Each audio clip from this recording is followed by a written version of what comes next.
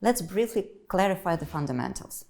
A state shall always bear accountability for committing internationally wrongful acts against other state or group of states, annexing Crimea, launching the armed conflict in Donbas, and executing full-scale invasion since February 24, the Russian Federation violated fundamental principles of international law and international order.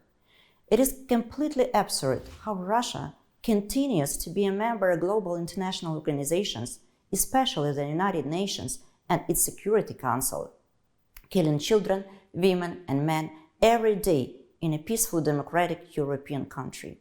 United Nations Charter is breached. Council of Europe Charter is breached as far as Russia was a member state of the Council of Europe at the aggression start. The principles of the Helsinki Final Act of 1975 are violated.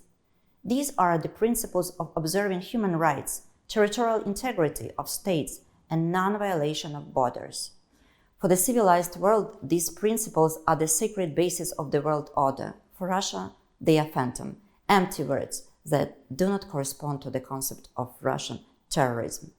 The international humanitarian law, which is one of the best codified and detailed areas of international law, prohibits murders and sexual violence against civilians, prohibits torture and ill treatment against prisoners of war, and prohibits destruction of private property. All of these have been brutally breached by Russia. Moreover, all these war crimes, crimes against humanity, and genocide of the Ukrainian people are combined with direct material damage to the victims. Therefore, for Russia, along with international criminal responsibility, comes material international responsibility and an undeniable obligation to compensate for all the damages caused. The most serious international crimes, like genocide, crimes against humanity, and war crimes, fall within the jurisdiction of the International Criminal Court. Ukraine is actively cooperating with the ICC prosecutor to ensure effective investigation and accountability of Russia. Since neither Ukraine nor Russia have ratified the Rome Statute of the International Criminal Court and the Kampala amendments on the crime of aggression to it, the ICC lacks jurisdiction to investigate the crime of aggression against Ukraine. Taking into account the lack of ICC's jurisdiction and absence of any other existing body of international justice system, Ukraine is working on establishing the Special Tribunal for the crime of aggression against Ukraine. At the same time, the Ukraine Prosecutor General's Office investigates atrocities committed by the Russian military under the Criminal Code of Ukraine. Ukrainian courts have already sentenced perpetrators for murder of civilians.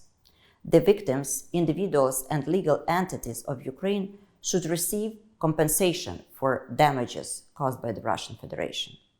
Right now, all necessary international instruments that Ukraine seeks to create are under development. Here we face legal challenges related with jurisdictional immunities of Russia and its property. Jurisdictional immunity is the immunity of state and its property from being sued from prejudgment and post-judgment measures of constraint. On the positive side, the restrictive approach to immunity is prevailing in international law. It is that the state and its property are only immune when the state is acting and its property is being used to perform sovereign functions. In the case of commercial relations, the state and its property do not have immunity. The concept of restrictive approach to immunity is envisaged in the law of United States, United Kingdom, Canada, and other states. Relevant United Nations and Council of Europe conventions on the state immunities are based on the restrictive approach to immunity. Ukraine seeks to adopt a specific law to regulate the issue of jurisdictional immunities of foreign states and their property.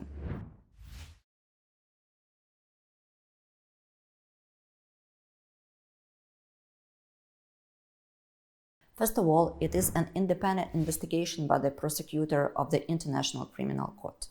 This is an extremely important addition to the criminal justice system of Ukraine, and our law enforcement actively cooperates with the International Criminal Court. Secondly, relevant investigations of Russian crimes are carried out by the law enforcement agencies of our allies, in particular the countries of the European Union.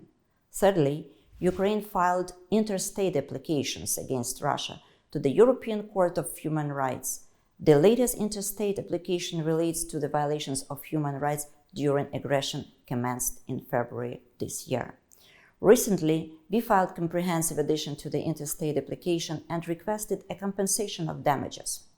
Totally, 5 interstate cases of Ukraine against Russia are pending before the European Court of Human Rights. On March 16, 2022, the International Court of Justice ruled an order in the case on the Genocide Convention indicating provisional measures. The order indicated that the Russian Federation shall immediately suspend the military operations that it commenced on 24 February 2022 in the territory of Ukraine. And what reaction did we receive from Russia? The aggression continues for more than 230 days. Thousands of missiles have been fired on the territory of Ukraine. Ukraine faces damages amounting to hundreds of billions of US dollars.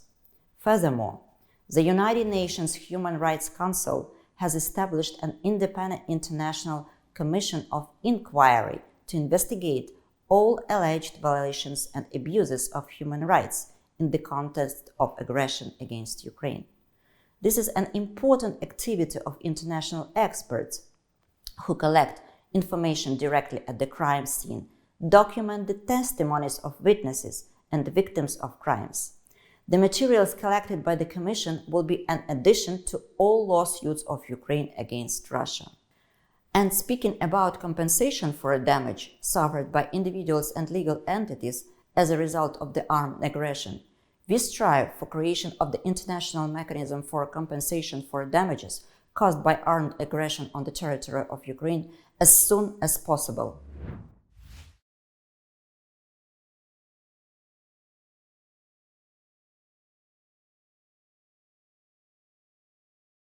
We have a clearer vision how to secure a compensation for damages caused by the aggression. Armed aggression has created enormous problems, including an unprecedented amount of destruction and the damage to state and private property. That is why the establishment of an international compensation mechanism will significantly contribute to reparations to persons affected by the aggression. It will comprehensively address the issue problem maximally, covering all categories of losses and victims. Since the very beginning of Russia's full-scale military invasion, the Ministry of Justice, as part of the working group created under the presidential decree, has been carrying out the work to promote the establishment of such international compensation mechanism for Ukrainians and foreigners affected by the aggression. The key concept of international compensation mechanism is the construction of coherent system for securing real compensation of damages caused by aggression. It will be based on multilateral international treaty between Ukraine and allied states. The special compensation mechanism would consist of 3 components: compensation commission that would examine compensation claims, compensation fund that would gather Russian assets for purposes of executing decisions of the Commission. The compensation fund would serve as a facility for payment of financial satisfactions adopted by the Compensation Commission for Ukraine. It is assumed that Ukrainians and foreign individuals and legal entities, as well as states, will be entitled to apply for the compensation. Special procedure of enforcement the Commission's decisions will be established. The international treaty would also provide for the opportunity to use the mechanisms of the Commission by foreign entities, natural and legal entities, states, which directly or indirectly suffered from the aggression due to destruction of property, aggression itself, sanctions, impossibility to keep business in Ukraine, expenditures for humanitarian assistance. Not only Ukrainian citizens and foreign states need the international compensation mechanism. It is a guarantee of justice for the future.